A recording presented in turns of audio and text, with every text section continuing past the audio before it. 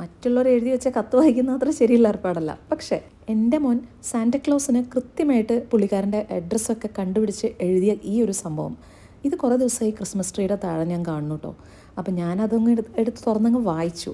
അപ്പം അതിൻ്റെ അകത്ത് ഏറ്റവും കൂടുതൽ ആഗ്രഹങ്ങൾ എഴുതിയിരിക്കുന്നത് ആയിരക്കണക്കിന് പുസ്തകങ്ങൾ വേണമെന്നാണ് കേട്ടോ. അപ്പോൾ ക്രിസ്മസ് പ്രമാണിച്ച് പുള്ളി എണ്ണമിട്ട് എഴുതിയ കുറച്ച് പുസ്തകങ്ങളുടെ പേരും കൂടെ അതിനകത്തുണ്ടായിരുന്നു. അധികമൊന്നുമില്ല, ഒരു 10 എണ്ണം. 10 എണ്ണം തന്നെ കൊണ്ട് സംഘടിപ്പിക്കാൻ പറ്റില്ല കേട്ടോ. ഈ ക്രിസ്മസ് കരോൾ, പിന്നെ അതുപോലെ തന്നെ സാന്റ ആൻഡ് സൺ എന്ന് പറഞ്ഞിട്ടൊരു പുസ്തകം, അങ്ങനെ കുറച്ചെണ്ണം. അപ്പം നമ്മുടെ സാന്റയ്ക്ക് എഴുതിയ കത്തിനകത്ത് ചേട്ടൻ്റെ ആഗ്രഹങ്ങളും കൂടെ പുള്ളി അങ്ങ് ചേർത്തിട്ടുണ്ട് കേട്ടോ. ഇനി അവനായിട്ട് ചേർത്തതാണോ ചേട്ടനോട് ചോദിച്ചിട്ട് ചേർത്താണോ എനിക്കറിയില്ല. എന്തായാലും ഞാനെല്ലാം കൂടെ ഇതിനകത്ത് എണ്ണിപ്പെറുക്കി വെച്ചിട്ടുണ്ട്. സമ്മാനങ്ങൾ നമുക്ക് കിട്ടുമ്പം സന്തോഷം തന്നെ, അതിലൊരു സംശയമില്ല. ഇതൊന്നും ഇഷ്ടപ്പെടാത്തവരാരും ഉണ്ടായിരിക്കില്ല.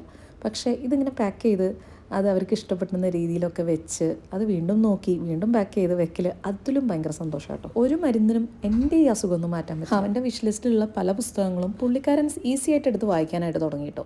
അവസാനം അവൻ്റെ കണ്ണിപ്പെടാതെ ഒളിപ്പിച്ച് വെക്കാൻ പറ്റിയത് ഈ ഒരു ക്രിസ്മസ് കരോൾ എന്ന് പറഞ്ഞ ഈ പുസ്തകം മാത്രമാണ്. അപ്പോൾ അതുകൊണ്ട് അത് മാത്രമേ ഇതിൽ വെക്കുന്നുള്ളൂ.